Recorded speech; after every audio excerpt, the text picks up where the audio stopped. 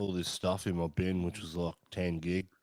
About Open. time you fucking Pierre removed some stuff from that bin. Pierre Gasly's too busy in your bin, mate. You had to delete him. Gasly was 90%. Mate, you take up a lot of gig, Gasly. Yes. Hello there, chat. Nice to be here. Welcome to the recording session of the Turkish Grand Prix here for Lakeside Drive. I'm joined by Tommy T and Campy, of course. If you're new to the live stream, we're not recording the episode just yet. We're just inviting you in to watching us record it. And we're just talking about the fact of why there wasn't a pre-drinks audio podcast yesterday. Why is that, Campy? What happened at 27 minutes? Look, I ran out of storage on the computer, so I dumped about 10 gig that was in the bin. But I can confirm Pierre Gasly and a couple of other duds were in there, so it took a while, but it must have corrupted the audio file and mustn't have just stopped recording. You could have put the first half an hour up because that was just comedy, some of that stuff that was going on. So. Oh, sure. Half a podcast and then just Tommy T and I for the rest of us with major blanks in the middle. Shout out to you wasn't adding anything, was he? Shout out to you if you're on Discord, you're like, hey, just go to the MP3 rip from YouTube site. Like, that's what I said. Fine, but then I've got to edit out myself and Tommy T at the same time with really crappy quality audio from Look, at the end of the day, it was too hard basket. It just pushed you to YouTube. If you want to listen to it, go to YouTube. Yeah, exactly. It's just like at least YouTube exclusive. Anyway, we are not without our faults here at Lakeside Drive's F1 podcast, but you wouldn't love us if we were absolutely perfect and had amazing stuff going on all the time. Righto, lads. Well, I think we probably should just get into it, don't you? Yes. Hello, chat. Hello, chat. Yes, if you're watching, say hello in the chat. I'll be keeping tabs on it as we go through, which will be very exciting. Yes. Let's just pull up my notes here, and then we'll get on our You way. have notes? Always. Are you prepared? Always prepared. All right, here we go. Pull those up too. Oh, don't read that stupid comment. That was a dud. Just, can I read my intro? No. I tell you what, professionalism. Nothing but professionalism here. We're going. Kick it off, Jim. Valtteri Bottas commands the race, taking victory ahead of Max Verstappen and Sergio Perez, which made it look like a podium occupied by Darth Vader and two stormtroopers, to be honest. Daniel Ricciardo had a woeful race, and Carlos Sainz drives an exceptional race through the pack, getting his first driver of the day. Hello there, my name is James Baldwin, and welcome to another episode of Lakeside Drive's F1 podcast. In this episode, we review the Turkish Grand Prix. And I'm joined by my friends and yours, Tommy T and Campy. G'day, lads. How you doing? G'day, boys. G'day, chat. G'day, podcast. Gentlemen, how are we all? Ladies and gentlemen, sorry. Yes. I like hello chat, hello podcast. Good way to just cover all of the bases. Two. And if you cross over, double hello to you. Double hello to you. Now, if you are listening on the podcast only, you wouldn't have heard our apology for the lack of pre-drinks audio podcast. We had a bit of an issue with Campy's computer having the bin being too full, and he deleted it halfway through recording, which somehow deleted the path for the saving. I can't make this stuff up. His bin was too full. That is just... It was too good. Jeez. Too much Pierre Gasly, he said, but he's since deleted Pierre Gasly out of the bin and a few other duds. So see you later, Michael Massey. The bin is empty and ready to be filled again. Is that right, Campy? That is it. Tommy T ready to be entered into the bin today. I'll be in there before the end of the episode for sure. But hey, if you haven't yet listened to our pre-drinks podcast, it does exist on YouTube. The live stream worked, so you can find it there. Head over there and have a listen to it now. A massive thank you to you as well for subscribing to our show on YouTube. As I said, it costs you nothing and it makes an absolute difference. 557 of you, in fact, have made some good vibes and times over on our YouTube channel. Thank you for doing that. Discord as well, always a shout out to you guys. You make the race incredibly hilarious to watch. A really engaged community, an internationally engaged community, which is really awesome as well. And a big thank you to a couple of people who've left some reviews. Don't worry, Campy, I'm not going to read it out. But if you are in Australia and you have Apple Podcasts, do yourself a favor and go and have a look at the top review left by Xbox 4 from Australia. Thank you to you for leaving 5 stars. Thank you for One is my real name in Australia. F1 through an Aussie lens, 5 stars as well. He says a podcast that you could fall asleep to in a good way. If you're the person who listens to Campy's voice while you fall asleep, and your name's not Bryony, I have many questions for you. Morgan says DR for PM, of course. What a great... I mean, there's probably going to be a vacancy soon. He probably could have had a crack at the New South Wales leadership if he was around. 5 stars as well. The perfect race weekend come down. Ash in Australia, another 5 stars, saying a new obsessed fan of the sport after a lockdown binge of Drive to Survive last year. And that's why we love being here, boys, don't we? Because we're hitting these new audiences, both in Australia and the US, and of course around the world as well. But that's predominantly where you're listening from. And many random, someone's just mashed the keypad with their name here from Australia. 5 stars, the perfect F1 podcast. And just... I think it was Manas.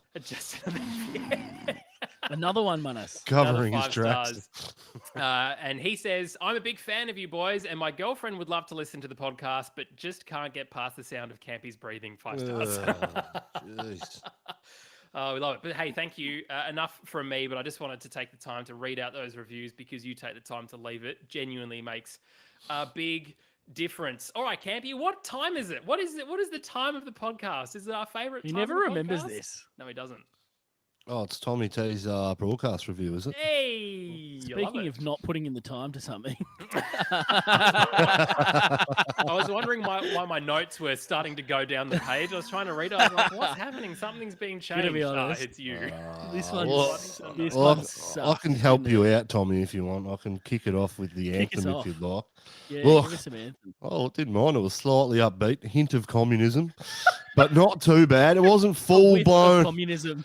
Wasn't full-blown monarchy, but it was just enough in there that you knew where they were coming from. So, and Campy, was she singing live and was just the top TV direction just completely off in terms of audio sync, or was she lip syncing that badly that it just was completely out? What do you think is the professional bass player that you are? Well, look, being known to do live TV performances before, I think the music was pre-recorded, but the voice was live, so I think they were slightly out of sync than what she was doing. So, look, didn't come across too good. I think the video and the sound was out of sync from what they were doing too. It happens.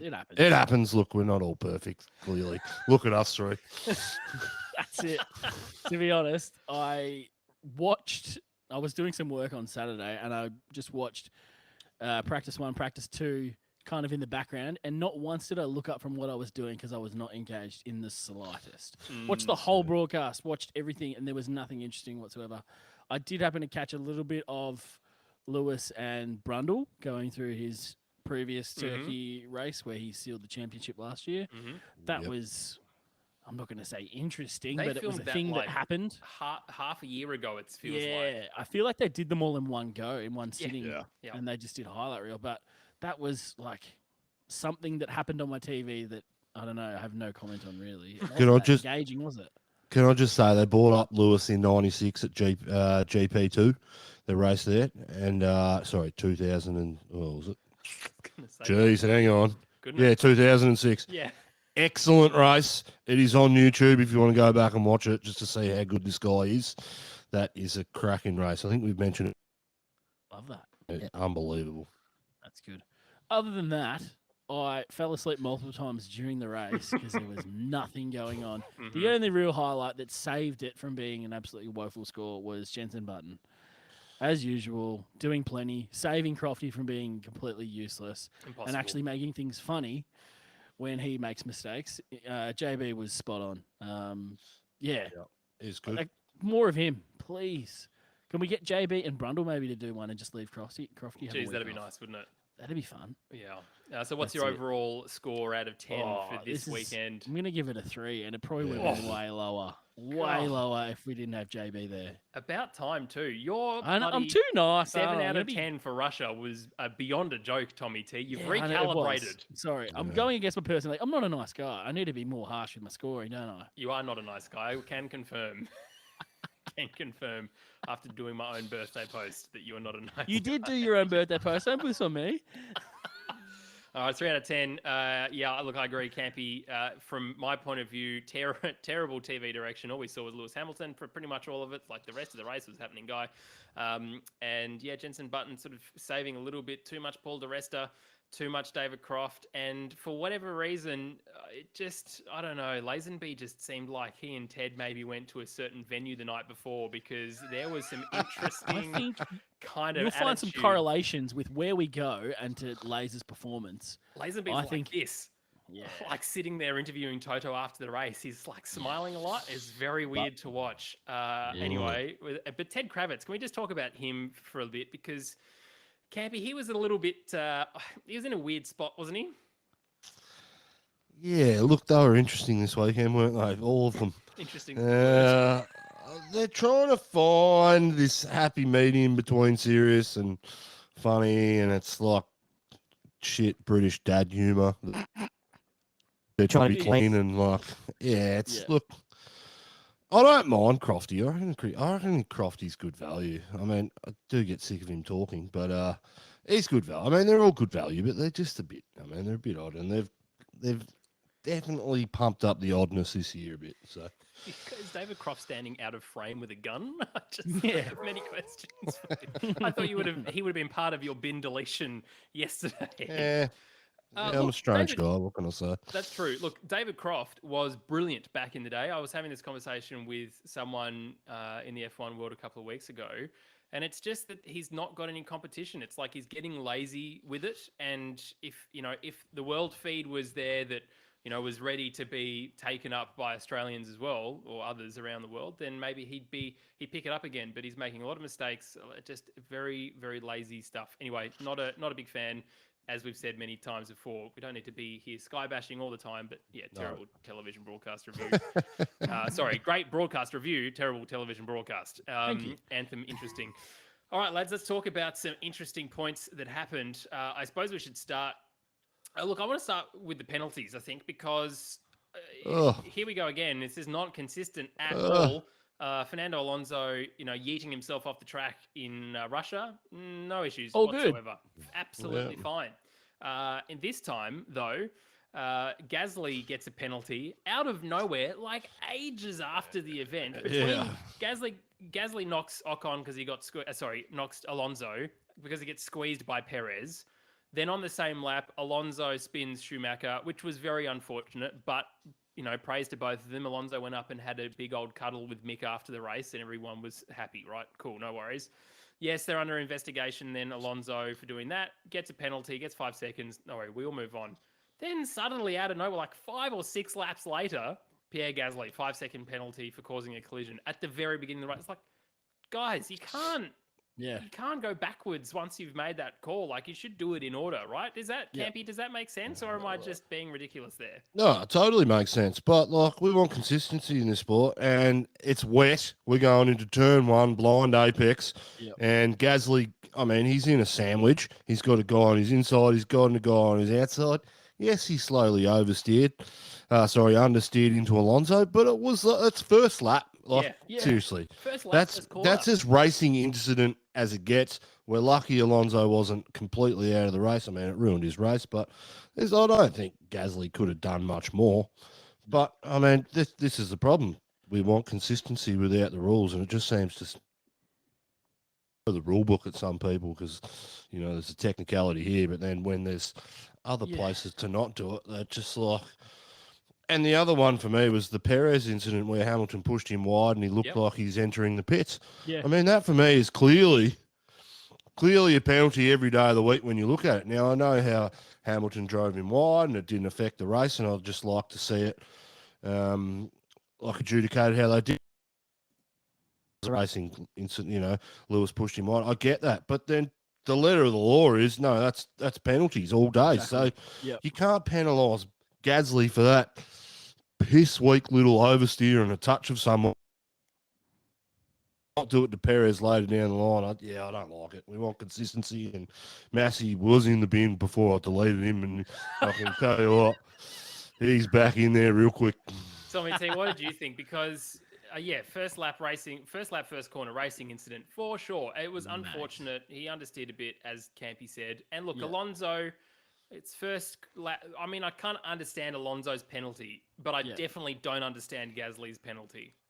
Yeah. We've seen so much worse on a first lap. Like the only thing I can think of was Alonso on his radio berating everyone to get a penalty because he got one. He was like, well, he bloody should get one as well. And he was campaigning extremely hard to like even up the stakes maybe and make sure Gasly got one. Yeah. Everyone gets a penalty. Everyone gets a penalty because I've got one now.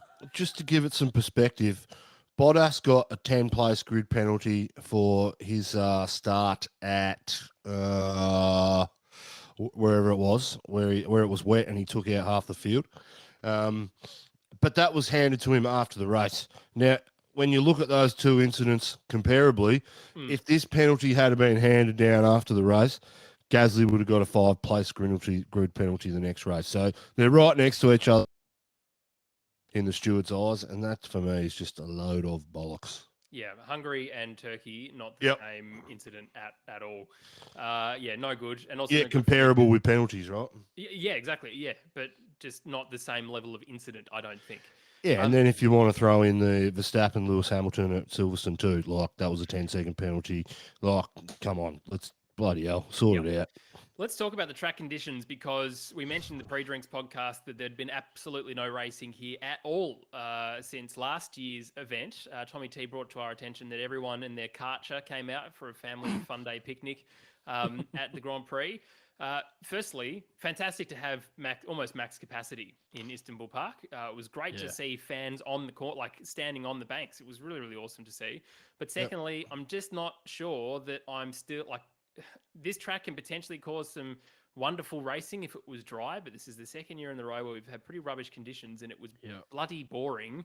Tommy T, overall, I mean, do you think if we come back next year and the track's dry that there's real opportunity here for some fantastic racing? Or is this does this file into one of the we're having too many races kind of attitude because that was pretty boring and we could have done without it? Or we just change it and we throw it before the summer, before the break. I think that's probably the thing, is change the scheduling. It's too late in the season for where it is geographically to yield good racing.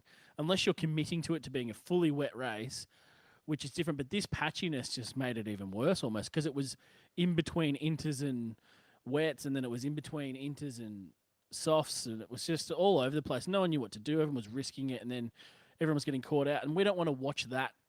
I like strategy. I don't like this kind of ham-fisted everyone just like going around at 80% throttle the whole time and just like conserving tires and going just waiting. It's just useless. And Max kind of alluded to that at the end. I think he nailed it. It was like just trying not to fall asleep, basically, because that's what I was doing too. Well, they were doing the same times on lap one, and they were doing at the very end of the race. Yeah.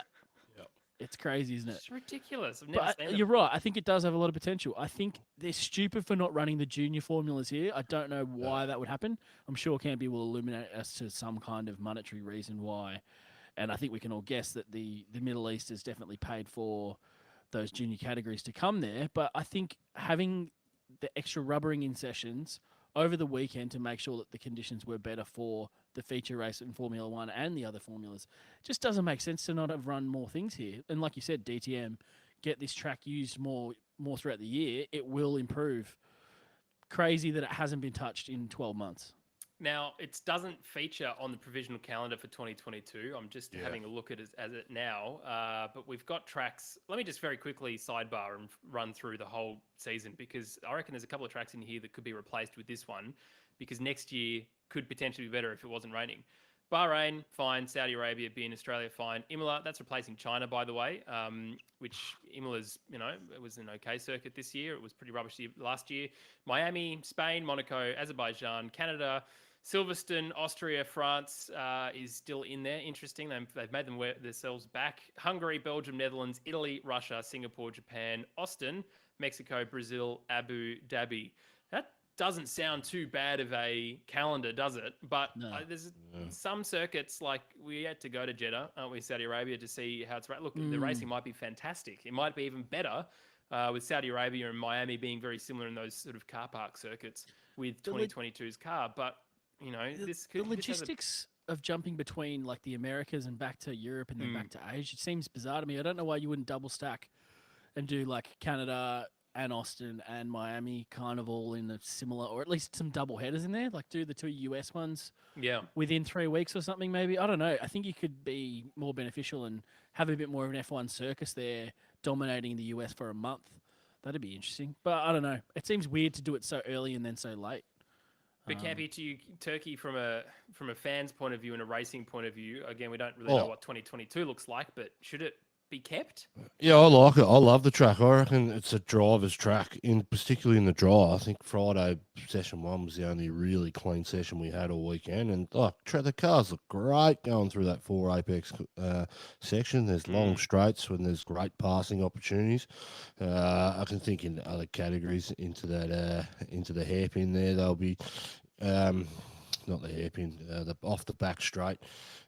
Where Lewis Hamilton was getting a lot of his moves done, and Carlos Sainz. I think there'd be some crazy moves there in the dry. But look, it's been weather affected for 2 years in a row, and it was really take 2 of last year, right? Same story. Tyres turned from intermediates into slicks, and if you stayed out, well, you probably reaped the benefit.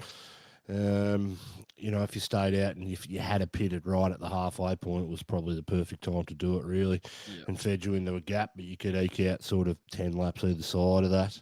It was take 2. It was a pretty boring race, but as a track, I really like it. So I'd like to see it back next year because I don't think we're completely out of COVID yet. I still don't think we get a Melbourne race next year, as much as they say we do. It's a load of shit. Why would you trust it anyway? You've got nothing to hang your faith in coming from a bureaucratic political side. That's a different conversation. We're not getting a race in Melbourne next year, so this could be a track that replaces it. Yep, it's a very good point. As sad as it is to think, that is probably a good point. All right, lads, let's do our team-by-team analysis as we always do. We'll start at the very back of the pack with Haas. Schumacher, as I mentioned, was unfortunately spun around by Alonso. He was a little further ahead on the starting grid than he normally was due to his entry into Q2, which was great for him. But as we know, the Haas is a terrible car, generally. Put in these conditions and some rookies. As well, I know they've driven these cars a little bit now this year, but it's no good for either of them.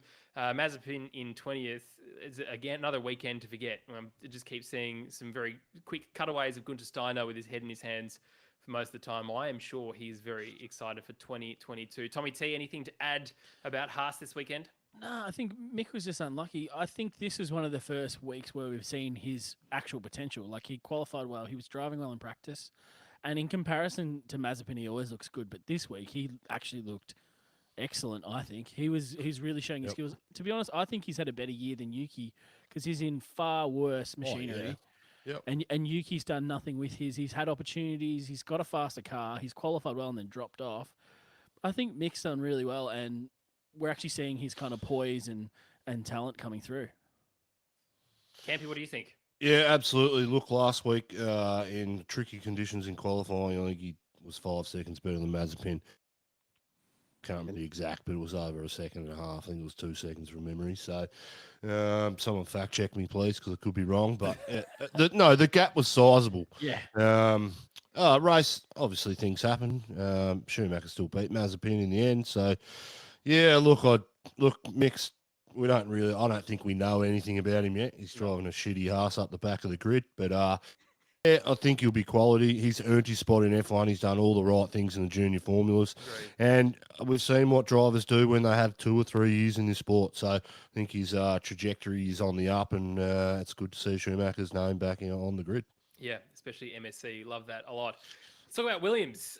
Nick Latifi, I think, had a bit of a spin, which was unfortunate for him, finishing in 17th. And George Russell, for whatever reason, was not really mentioned at all by anyone at all this weekend, which was because we were too busy being bloody fanboyed about Lando's devastating loss in Russia. How did he make it ever through? get over it? Seriously. But George Russell, 15th Williams, again, I mean, not too bad a showing for them, but not an easy car to drive, it seems. And strapping on the requisite amount of downforce for qualifying really didn't matter because everyone else was doing the same thing. Tommy T, Williams. I think it's probably disappointing. I think they've got a better car than Alfa Romeo this year, I'd argue. So I Yep. reckon that's a negative this week that they didn't get in front of both of those alphas. So yeah, probably disappointing. I think Russell is going to be good. I wonder how much he's kind of just fading out and just doing a good job, turning up to work. He's not putting in the extra effort now. He knows his future's kind of set to Merck and doing those kind of things. So he's not doing extracurriculars, let's say. He's just kind of turning up and doing a good job. Oh, Yeah. I love that. Look, Latifi's looking good at times in qualifying, and Yeah. certain laps he's straight out of the gate, particularly in the last 3 rounds. He's beaten George Russell, on his first laps, and George Russell gets it right in his second and beats him. But I think Latifi's going to be a good leader and it'll be a good pairing for him with Albon next year. I think it'll be interesting to see where Latifi is compared to Albon.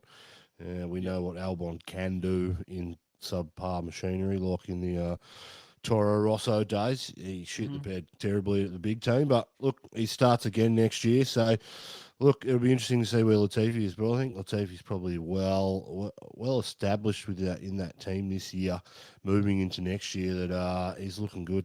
But other than that, I mean, it's not where Williams wants to be. They've scored points in the last 5 of the last 6 races, and George Russell's targeting that 9th, 10th position every week now, and they just lack pace in these conditions. So For sure.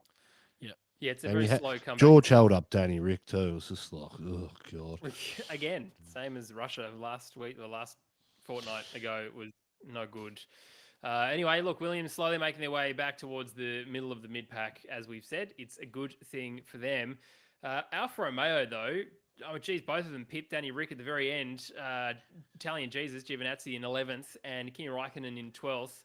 As you said, Tommy T, they have no business being ahead of the Williams, but are we just potentially seeing a quality of driver thing? Now, this is not something we've really spoken about yet, but if we put George Russell and Giovinazzi in the same bit of machinery, how do we think they're actually going to perform? Because most of this year, Gio's been able to compete pretty much toe-to-toe with a Williams of either Latifi or of Russell at some point. Sometimes he drops back, sometimes he crashes out, whatever it is. But what do you think? Because we've never really brought that up before.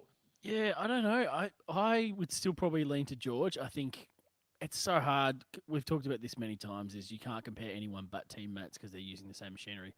But like from what we've seen with Giovinazzi, he's up against Kimi, and Kimi's no slouch. He's a world champion. He's one of the most consistent drivers we've ever seen, and Gio's kind of doing really well this year in comparison. I think that needs to be taken note of. I don't know if it's enough for him to keep that seat. We'll find out. But yeah, it'll be interesting to see if he does get that seat and he keeps his opportunity to see how his kind of future goes compared to Russell and Norris forever, because they're all from that same kind of era coming through together. Campy? Yeah, well, he's really fighting for his spot at the moment, isn't he? He's got to prove something on track. Yeah, look, he's a tough one. I really don't know where to put him. Yeah. Well, he's not in the bin then. If you Well, don't know no, where to no, put him, he's- or is he just temporarily in the bin until you take him out? No, he's In the not in the recycling bin. He's not in the bin, but you're generally trying to look at what he's done, and he's, at times Raikkonen has had the better of him for like 4 or 5 races on the trot. It seemed to me last year was pretty even, but this year I would have said he's ahead of Kimi in a lot of ways. He's had some really good qualifyings, particularly at Monza. I can't remember where else he did, where he crashed out, got taken out in the first lap of the race, happened 2 races in a row. So he'd be frustrated at some of his results this year. Yeah.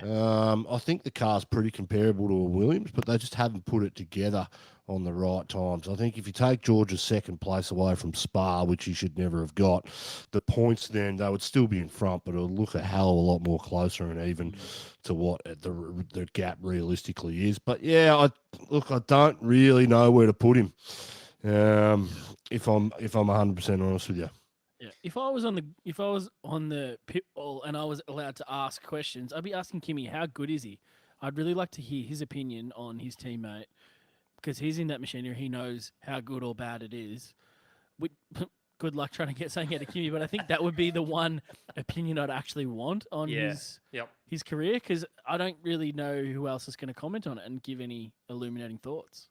Well, it doesn't look like that he thinks that Giovinazzi's a squib, to use a Campy term. Nah. which he doesn't suffer fools, right? So No. the fact that he still hangs out with him is probably a big indicator, maybe just of his temperament more than anything else. Yeah. But yeah, interesting. I mean, potentially if he does keep that seat for next year, maybe we see the actual difference if Sauber have a leap forward as they get out of the thumb of Ferrari. But anyway, who knows? I just was just curious, boys, as to what you thought about him versus Russell. We obviously know that everyone loves George, and by everyone I mean everyone in the UK. Alpine, let's talk about them because, as we said, Fernando Alonso in 16th was very, very unfortunate because he was in my fantasy team, and I was like, "This is the weekend. This is the weekend." I had a really tight knit ship. You were on. I had Charles Leclerc turboed. Everything was looking good, and then that first lap incident, I was like, "Oh, for goodness sake!" But Esteban Ocon in 10th went the whole race without pitting. Campy. Which then, of course, gave ammunition to Lewis Hamilton to say, well, if I could have stayed out, if Ocon stayed out, I could have stayed out. But I don't know if you've seen the images of Ocon's tyres at the end. I don't like the look of them at all. Yeah, Ocon was able to hold off Danny Rick towards the end of the race, so that was a good sign for him. He lost his spot to Sainz, but I think it was about as good as Alpine could have done. I think if he had made the pit stop, he probably would have lost the spot. Just because he wouldn't have been able to turn them back on. You know, we saw what happened with Lewis pitting late and couldn't, got 2 laps out of the tyres and then had to get through that burning process. So, yeah, look, he made it work. We know that Renault is good on tyres from Danny Rick's time there. It was really good on, the C4 from memory. So, yeah, good result for him. I mean, he got in the points. I think Fernando was probably set up for a better race than Ocon. That's who we should be really looking at. But motorsport happens sometimes, and you got I'm still unsure. I don't think. Call me a purist, call me whatever, call me a jerk. I don't think you should be able to go without pit stopping. You can't in a dry race. I don't know why this changed it, and you're allowed to run on inters the whole race. It's part of the sport is a mandatory pit stop, and you didn't do it. You basically gained a free, 24 seconds or whatever it is on everyone else. Over a race distance, that's enough to clearly get you a point. I just think you shouldn't be able to be eligible for points. You can finish the race without being disqualified, maybe, but you shouldn't be points eligible, I don't think. It's an interesting old rule, I think. It's weird, isn't it? It is. And, of course, we heard from the guys at Pirelli who were, trying to push the teams to say, don't go all the way on this one set of tyres. They won't last. Look, massive hole, really, in terms of the outer carcass completely coming off for Ocon, as we saw at the end, rather, of his racing. But I mean, you risk it though, don't you? There's some jeopardy in that, and if you want to stay out, if you burn through them, then you're just going to fall off the cliff. I mean, we saw someone like Seb Vettel try and make that work for him, going on the mediums and then going, well, that was a huge mistake, and coming back in again. So yeah, you're right. Interesting. Campy, have you got any sort of history around that? I don't. Yeah, look, it's a wet classification. So normally when we have wet races, you start on them, then the track changes conditions, and you always get onto a dry tyre. And most times when these tyres are worn out, you can't drive on them. I mean, this track is very specific in the sense we saw it last year, where the intermediates turned into slicks and it was still drivable. Where I don't love it, but hey, if you can make it work, I think Lewis had made it work, which he should have done. I think he probably would have held on for a podium, and away you go. Let's talk a little bit more about Seb Vettel before we talk about Lewis in a bit, because this is another part of the tyre conversation. As I said, he finished at 18th, and that's because he just had a lot of a bad time with those yellow striped medium tyres. Look, the track was drying to a point, but never to a point that it was actually going to completely dry. Certain sections of the track always remained quite wet. But I mean, he got to do it, right? Like, in his mind, he's like, I'm a 4-time world champion. The rain doesn't apply to me anymore. Straps them on and off he goes. It'll part ways. But it was good, though, that someone tried to do anything. I was like, someone doesn't have inters on. Race control, put DRS on now, please. Thank you. Like, that's tick the box, and that didn't happen. That's the thing we missed, too. I think DRS is involved. Sure. I think it's a different game. Yeah. And I think moving forward, if we have races like this again, where they're running in that 135 to 133 the whole time, you should look at getting DRS open. Absolutely. Yeah, Yep. and that's what it's there. I mean, it's there to help passing, right? Yeah, Yeah. sure. We had a whole, procession again, didn't we? Mhm. Of cars that just couldn't really pass each other. And yeah, there was some times where people threw it in for late braking and whatnot, but yeah, it was just very bizarre. But Lance Stroll had an okay race. He finished in 9th. Tommy T, he was just strolling around the park. but Yeah, not really- opportunistic. Get it strolling around the park. That was good. Well You're done. welcome. Yeah. Talking about dad jokes, I'd fit right into Sky. F1. Ew. No, he was just opportunistic, kind of like Ocon, I think. Just right place, right time. Didn't Yeah. make any mistakes. Qualified well enough to just hold his own. No risk. He wasn't really risking it to get any higher. He just happened to be lucky at the end that it shook out that way more than anything. Yeah, Campy. Yeah, good race. Good on him. Got 2 points. Awesome. Is this one of the 5 good ones, or No, this Yeah, is Getting what's, this what's is a the good one? ratio? I can't remember now. I mean, they've 43 scored to enough 2. points this year that it shouldn't matter. They shouldn't care about getting a 9th and a 10th and getting. When was his last one in whatever? Well, I don't think we've had one this year. Whoa! All right. It was keep this talking, I'm race gonna look in the last year. background. Was It this was this race race. last It was year and led Yep. for 40 odd laps, but then he one made a a- year. Then we're saying. Well, previously before that, he looked really good against Perez at the start of last year. He did. That was because he had all the new parts on the car and Perez didn't get it. But once Perez Mhm. got those parts, look what happened. So, yeah, but he hasn't had a good. I don't think he's had one of those standout performances this year. Why? I mean, we all know why he got a drive for next year, and he Why? was the second last driver to be confirmed, and go from there. Yeah. Okay. Is that because he's a Well, James Bond fan? it's not a bad thing having a dad that's a billionaire that's willing to put his money on his son. I get it. As a fan, do I want to see it? No, and I'm going to rag on him for it. So, I thought you were saying, no, but I get basically, it as a son of a billionaire and, Campy's racing team, Winnie Reds Racing, Winnie Blues Racing, sorry. yeah, but I actually, I bring something to the table. This kid doesn't do much. He's got 0 personality. Looks like a Talking to a mirror? black-haired version of Jimmy Neutron. What? Yeah. It's a very What? bizarre reference. The problem Yeah. is, Campy, you would never be able to go to a circuit that had any lefts in it because you just lean so hard to the right. You wouldn't be able to get it. Hey, and you know what? I'll own that. That was the Tommy T. I know firmly where I sit on the political spectrum, and it ain't with those retards on the other side.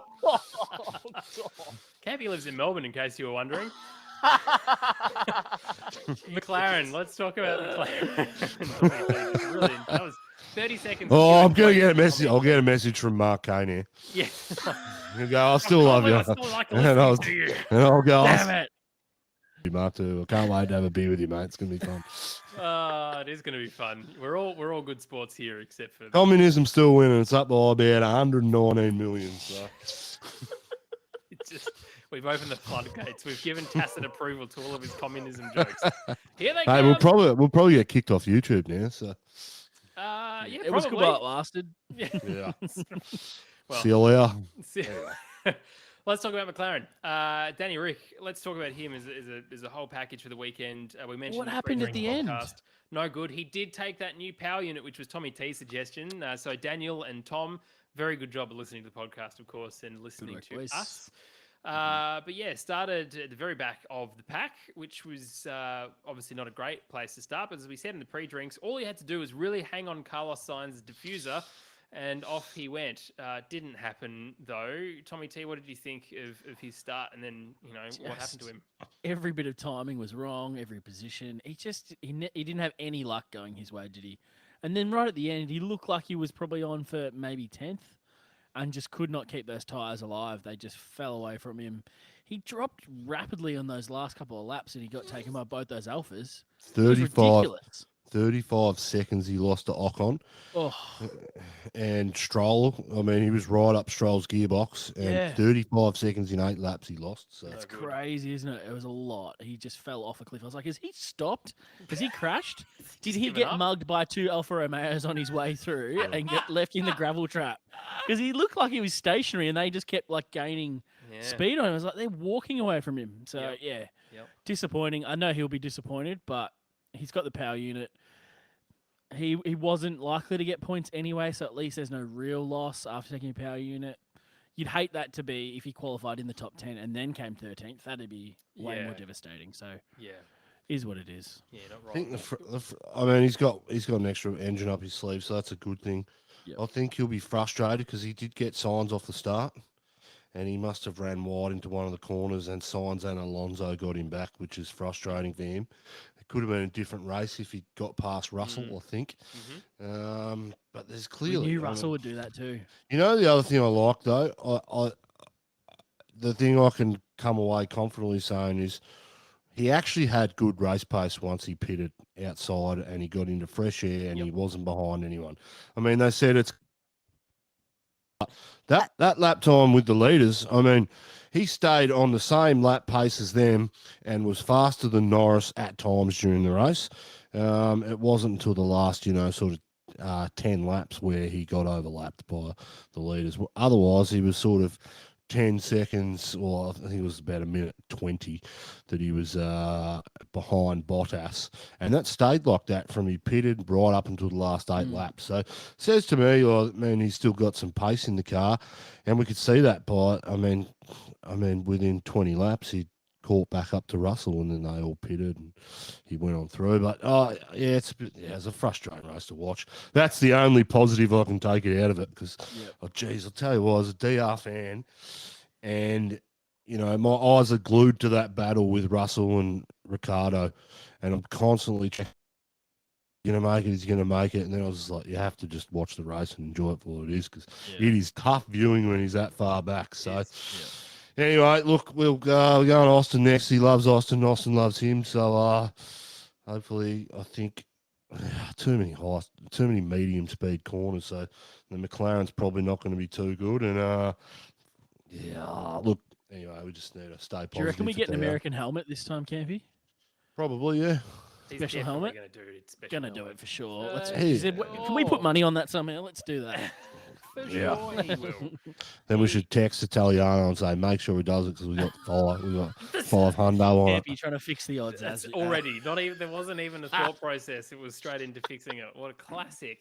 Lando Norris in 7th. Victorian Labor Party. So What have you got down there? IBAC? I've got ICAC up here, I think. Let's get rid of everyone. Hey, IBAC actually did something today. Goodness. Norris, 7th, which meant there was some pace in the McLaren. No, he had a stinker. Not a great weekend for either car, though, but he was in no man's land. I don't actually remember seeing him on the broadcast at all. Do you guys? 7th is that magical kind of spot where no one ever sees you. Yeah. It is, isn't it? You just kind of land. float around in that no man's land. You don't get any coverage because you're not fighting to get into the points. You're in there, but you're not really fighting anyone who's doing any damage. So they just ignore you. He, like Ricardo, had an absolute stinker of a weekend on track. Car didn't perform. This race, Carlos didn't perform. But he started further up the grid, hence why he stayed where he was. I think if Danny Rick had, qualified in the same spot, exactly the same thing would have happened throughout the race. So, yep. Yeah, it's very, very sad weekend, really, for Danny Rick fans. And it was also very difficult to watch the start when the camera had already started panning away from the back of the cars. Normally, we don't have that problem as a Danny Ricciardo fan. We can kind of glimpse him somewhere. Just couldn't see him at all, could we? AlphaTauri, though, Pierre Gasly, 6th. Great. Good job for him. Of course, he qualified in 4th, which he obviously dropped a couple of places, but realistically, we knew that with the pace of Hamilton and Charles Leclerc and the other Red Bull, that potentially he was going to drop back. But for him, it was good to sort of break that sort of spell of bad races, isn't it? He's out of your bin. I mean, he's been deleted out of your bin, Campy, but he felt pretty comfortable. Again, it was kind of in the middle of nowhere towards the end, but compared to his teammate in Tsunoda, who had a pretty good couple of opening laps and then dropped back to 14th. So really, there's clearly a deficit between those two drivers still, isn't there, Campy? Yeah, massive gap. But Tsunoda showed some fight this week, which is what he needed to do. I mean, he had an off later in the race. I mean, around lap 25 or whatever it was, and the car twitched, and there's nothing you can do about that in those conditions. But I was quietly impressed with Yuki after, especially those first 10 laps where he's holding up Hamilton on fresh rubber. I thought, no, kid's got something and I can see why AlphaTauri probably made the decision they made. But he's got to do that more often. I think with the team giving him that extra year, I think he's got a bit more confidence. He's coming out of, he just needs to come out of his shell a bit. Knows that he's got another year to prove himself, and it's doing him all the benefits at the moment. So, What do you reckon, Tommy T? It's just consistency. The guy has one lap. This is Yuki, obviously. Mhm. The guy has one lap where he's like blistering pace, but then he can't get even close to it following up. So there's no point being fast randomly. You need to be fast consistently. Like someone like Kimi is the ultimate of being very consistent. His lap times are unbelievably consistent. And that's what you need so your team can gather data. They can help you tweak and refine. If you're throwing this like insane risk it all lap and it works, but you can't repeat it, there's no point. And that's the teams are going to get frustrated with drivers like that because they can't help you be consistent and get better for the team. So I think unless he can sort that out and get some consistency, he's probably not long for the sport. Yeah, it's a part of the season now where he's got to start proving that. I mean, he had a first good race or two for the reasons that we've discussed previously, but there's been no reason why he can't find that level of consistency. And Gasly's not the kind of guy who's holding back information either. No. We know that there should be a good relationship there as well. Let's talk about Ferrari because they seem to be back at some point. Charles Leclerc finishing in 4th, great result for him. And Carlos Sainz coming from 20th to 8th. In a track that had pretty much nothing happening except for Carlos Sainz overtaking as many people as he could. It was a great result for them. Goes to show, Campy, that the power unit upgrade that was brought along in Russia made some kind of difference here, don't you think? yeah, I think this track suits the Ferrari as well. I mean, if you compare the McLaren and the Ferrari together, they're polar opposites in designs and where they're coming from. But this track suits Ferrari, some genuine pace. I think Leclerc would be fuming at himself. He locked up a couple of times. The first time he locked up, can't remember what turn it was, but he lost, a good 8 seconds. If he hadn't have lost that 8 seconds, he may as well, like he would have been another driver to just stay out and keep going. Yeah. He probably would have got 2nd or 3rd, still got on the podium. He'd be fuming. Good to see Carlos, though. I mean, good drive, composed drive. I mean, got around Danny Rick at the start and then just picked off drivers one by one. But there was some genuine pace in that Ferrari. Moving through back of the pack, I think he had a bad pit stop too. Otherwise, I think he would have probably got Norris. Yeah, we would have got Norris at the end. So, but I mean, that 3rd place in constructors is bloody tight. It is. I mean, you think about the results that McLaren have had. Monza. And then Baku threw some big points away, although Danny Rick got 4th. They were only 15 points ahead or something, and now, I mean, the gap's about 8 points, I think. So, look, I think Ferrari's going to be looking at Coda and then be like, we need a good result here because it's probably going to suit our car. It's not going to suit the McLarens, and this will be their chance to possibly get double podiums to cement their, hand on that 3rd place championship position. So, well, if I remember correctly, Coda was the place where we first found out about the fuel flow stuff that year, the last time we were there, and they were useless. They actually fell apart. Do you remember? So this is their redemption. Hopefully that their engine actually works this time because Coda is that track where power will help a lot around that track. There's so many sections where you need a lot of like a good engine, obviously. So yeah, interesting that they're going to want because we didn't get to go there last season. Well, and Charles finished 4th in 2019 at Coda. But yes, there's 7.5 points, annoyingly. These bloody half points between McLaren and Ferrari. But for Charles Leclerc, Tommy T, Ferrari were back at their amazing strategy and insight calls, weren't they, when he asked, if I stay out on these tyres, where will I be? And the guy said, in P1, because he was in P1. Thank you for that absolutely revelatory bit of information. What the hell are these guys doing? What do you think that he means? It's like if I stay out, like Campy's saying, if I'm losing pace, where can I end up? If you stay out and everyone else stays behind you, you stay in P1.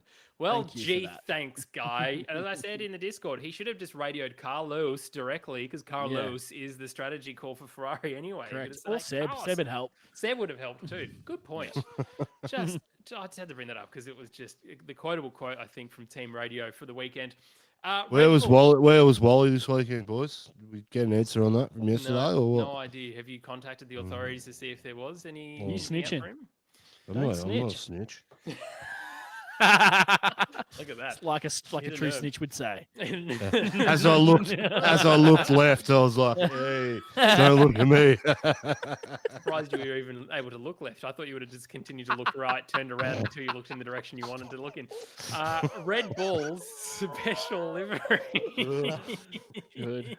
Jeez, I love playing a role, isn't it? It's going to get me bashed one day. Playing a role. I'm playing a role. He's hiding Allegedly. behind that. You're like my dog who just continues to do all the tricks until I give him a treat. You just go, just keep saying things until we get to the end of this. It's good entertainment. Red Bull's livery was very confusing to look at on a race circuit alongside even the Williams and the Alpha and the Haas and the Alpha Tauri. It was too much, guys. Give I us the liked it. camo. Give us liked the it. camo. Yeah, livery, camo. That's what we want. Oh, Camo Bull was so good. So much better. They're never going to bring it back. Yeah, but they did the blue and white camo. They needed the green and green camo. That's like Well, that's they don't what have we Aston Martin anymore. that's what we want from Aston Martin next year. We want British racing Yeah. green camo, not this crap with the purple they've got on there at the moment. Mate, That's their major sponsor, you know they what? have to If have if they did that even for testing, I think I might have to be Aston Martin's #1 supporter next year. Oh, number one ticket holder. Yeah, that might be number. Jeez, it doesn't take a lot, does it? That'll be the first mod we do to the Troopy people. Camo. Camo. Jeepers. Good. I'm glad you're one of those people. Oh. I do love people who also wear camo. That's really great to see. We're gonna do some camo related merch, aren't we, We're James? definitely it's your not. favorite. That's your favorite No. kind of merch. No, it's definitely not. James is a big fan. Willie Just do a from, white tee with camo in the names. Yeah, that works. Willie from the Wongo Legends tee. will probably be the only person that understands why that's not a thing for people like us. Anyway, Red Bull livery looked okay. Max Verstappen in second, which was a great result for him. That looks good. Considering the pace of the Mercedes. And Perez, out of nowhere, so finally got it together. Christian Horner was having a bit of a word to him on the grid ahead of getting into the car for the race. I don't know what was said. You can only imagine, but it's obviously forced him to pull his finger out because he came third. Exactly what he should be doing, Campy, week in, week out, right? Should have. If Lewis had held him, if Lewis had stayed out, I think he would have got the third, and we'd all be going, "What's Perez doing?" But he showed some pace, comparable to his teammate. Absolutely not. Verstappen can just eke out these times and look good. Drivers look, third rate when he's driving next to them. So, yeah, look, I don't know where Perez is at. He showed better earlier in the year, but as the year goes on, it's just the same old story with that number 2 driver in the top team, unfortunately. And it's not good to see. It'd be good for Perez and his confidence, get a third. But, if you compare Perez and Bottas, who's had a better year? Neither of them. If I'm They perfectly both had honest. pretty rubbish years. But I mean, let's be Perez honest, has got yeah. has got a podium this year, a win. God, get your name. Yeah, well, Bottas has got a win Bottas now won too. today. I So. know, as I'm saying, and now Bottas has got a win. So really, both of And them Perez have was performed. pretty gifted after Max's tire exploded on him. Yeah. Bottas has had a few poles too. So Yeah.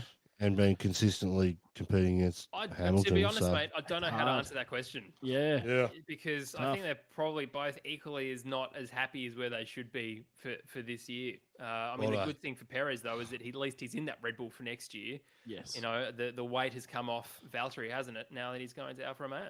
Bottas has had a way better year than Perez. 100 times better than Perez. 100 times. That's a lot of times. We're just pull out a figure. Campy. 100 times better than Perez this year. I love it. Just so good. A hundo. Hundo, 5 hundo on something to do with a special helmet, and now a hundo times. But look, good for Red Bull. Karen would have been very pleased that to see the special livery, and nice for Honda as well to be pulling out of the sport and to be saying thank you of what just whatever should have been the Japanese Grand Prix this weekend as well, which is I think part of the reason as to why the special livery existed. All right, let's talk about Mercedes because, again, super, super, super happy for Valtteri Bottas. Yes. Very good for him to get that win. He commanded the race, didn't he, Tommy T? From Yep. start to finish, it was all Valtteri Bottas. Didn't make any mistake except for one little twitch, I think, in turn 1 or 2. But that was it. The rest of it was And he like held it clean. like the Finn that he is. He bloody held it well. Yes, he did. No, he was spot on. Like, he did not look phased by the conditions. He got a great start. He was convicted going into that first turn, which he had to be, which we haven't seen at the start of the year. He's been a bit more cautious and stuff when he's had the pole and he's had those positions. So really good to see him hang on to a lead and just walked away with it from the start. Managed it, got Max to a gap where he could always make decisions and just, sailed around. He was probably bored at the front, to be honest, like Max talks about. He nailed it. And it's really good to see because he's deserved this for probably the last 3 years. He's deserved a good win that came somewhat easy to him as opposed to getting so many bad luck races come to him since what we saw him in Melbourne 2019, was it? Yeah. What round number are we actually up to this year? 473, it feels like. Nice. We've got 6 races. I'm going to potentially to go. say, But this is the sort of driver Valtteri is. He'd come out and win the next 6. We wouldn't even bat an eyelid because he can drive. Unfortunately for him, it's just 14 races too late. Yeah. So it was good to see him get a win, though. I think Round 16. yeah. Yeah. So So what? good There's it still 4, 3, 7 races left. Is that right? 4, 3, 7 races. There's 23. Yes. Yeah. We've got Well, Coda, Mexico, Brazil, Qatar, Saudi, and Abu Dhabi. Jeez, it's a long. Yeah, man, that's huge. Marina. Yeah, I don't get that. As someone alluded to.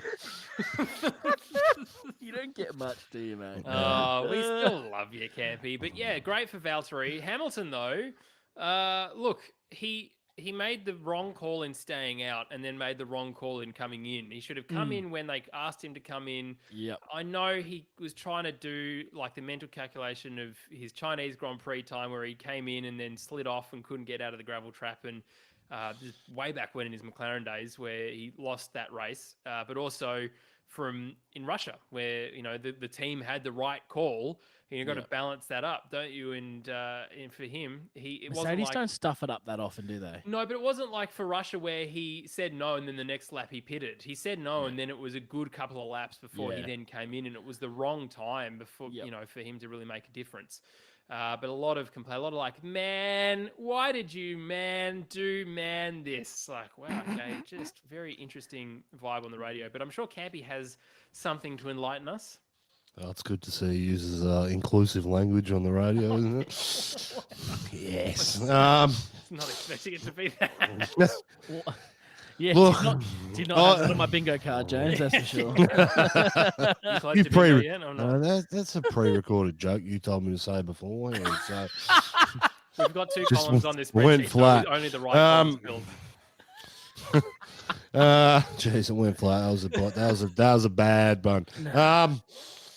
He was a bit sulky, wasn't he? He went straight to his trailer. I get it though. He should have stayed out.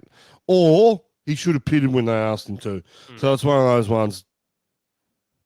Last week we had the same conversation. We applaud them when they get decisions right. Don't they? I think he's got to own it though. You can't say no to your team for 4 or 5 laps and then say, "Oh yeah, okay, no worries." You know, when it's useless time to pit. It's a tough one. Hindsight, we've all got PhDs in it, and I think he's probably learnt something. Would have done it differently. So, what are you laughing at? Oh, nothing at all. PhD in hindsight. I love it. Good Campy line. I bloody love it. Surprised you don't have a poster behind you there with a PhD up there. We should get you one.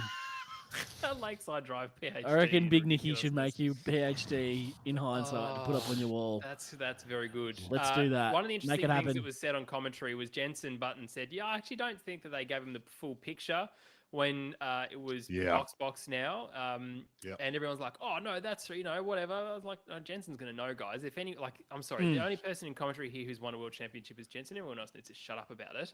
Yes. And he was right, because once he came back out and realized that he'd lost those 2 positions, he was pissed. And fair enough too. So I mean, could comms have been better? Sure. Was Bono trying to play a slightly sneaky card, in not giving all those facts to be different from Russia. There's Mm. potential there as well. Either way, it meant that he was in 5th and Valtteri Bottas was in 1st. So look, happy with that. It's a good result. Days. There's 6 points or so in the in the drivers' championship still. So Still fine. If he's within, Yeah. if he's within that Nothing. 5 to 6, where it's the difference between first and second, that's where he wants the gap to be. Yep, absolutely nothing in it at all. All right, lads. Well, that's team by team analysis. Now to go through my favorite part of the podcast. It is the fantasy names. There has been some absolutely classic ones in here.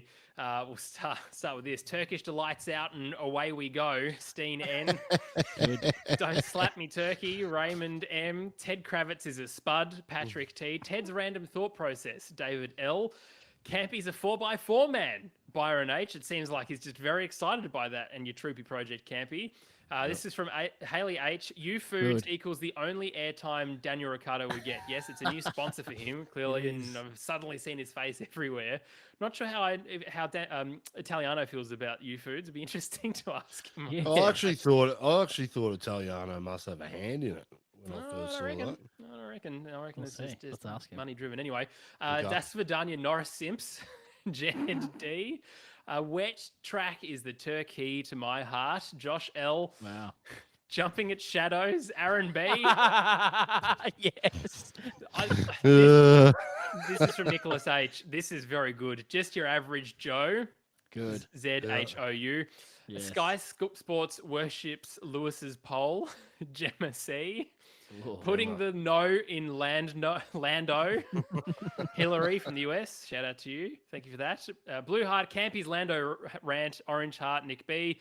Campy talk turkey to me. With Lydia S. Oh. Anytime. Oh. No good. You're sick. Sebastian Vettel's slip and slide emporium. Little ball scratcher from Canada. Man spirits dump man. Geez, man. Good. Harrison Good. Z. Yep. Good. Just Lewis's radio and starting Q2 signs Ricardo. Nathan, yes, thanks to Carlos for bloody binning him into. I get that. That's quite clever. Took me a second. The unfortunate news is, dear listener, because I know you're barracking for me in this trio. No Bob. one cares about you. I am in 69th position, which is not I'm getting further and further back. Campy, though, happily is still behind Tommy T in 28th and Tommy T 24th. I'm on fire. You haven't changed your team, Campy. No, I still annoyingly haven't. Well, it's very annoying. But a shout out to John B for the best team for this week. Charles Leclerc was his. Pierre Gasly was his turbo driver. Charles Leclerc, Esteban Ocon, Norris, Verstappen was mega, and Red Bull as a team, 257 points. Well done to you. Now there is some merchandise to win. If you haven't yet joined the Lakeside Drive Fantasy League, we don't really care about the points. The top 3 will of course get some merchandise, but If I win, I'll care. yeah, absolutely. But you'll see I'm wearing a Lakeside Drive t-shirt. If you want to support the show, there's 2 ways you can do that. Either subscribe to us on YouTube or jump across to our website and buy some merchandise. You get a great t-shirt. These are super comfortable and some wonderful Tommy T designs on the front as well. So head to our website, links in the description below if you want to do that. Really appreciate the people in the last couple of days who have bought some merch, including Mark K and Munnis. Shout out to you, lads. Legends. And indeed, thank you to you for watching and for listening, wherever you are. It is so great to have you part of this community. We are legitimately a worldwide podcast. And boys, I am very excited for Kota. And we're going to have a special guest joining us, hopefully, in the pre-drinks episode, which is going to be great too, having a 4th voice to listen to. But before that, next Monday at 5:30 Australian Eastern Daylight Time, we're going to be doing a classic race review, aren't we, Campy? Have you decided, Campy, which race we're doing yet? No, I haven't. You haven't done your homework. Bloody hell. I see your I homework. saw it on the You haven't notes. done it. Are we doing Danny Rick's first win? Well, if it exists, Canada okay, 2014. we will try. So anyway, if you want to get involved in that, we'll put up a post on our Instagram page to tell you which race we're going to be reviewing to give you some time during the week to watch To it do your yourself. homework, unlike Do Campy. your homework. I'm sure you're much better at it than Campy is.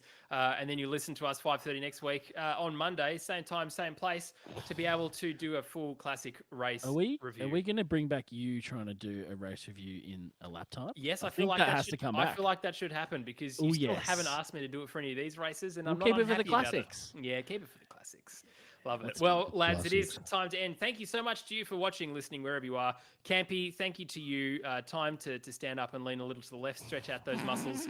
And Tommy T, a massive thank you to you. I'm going that way. Is it mirrored on the camera though?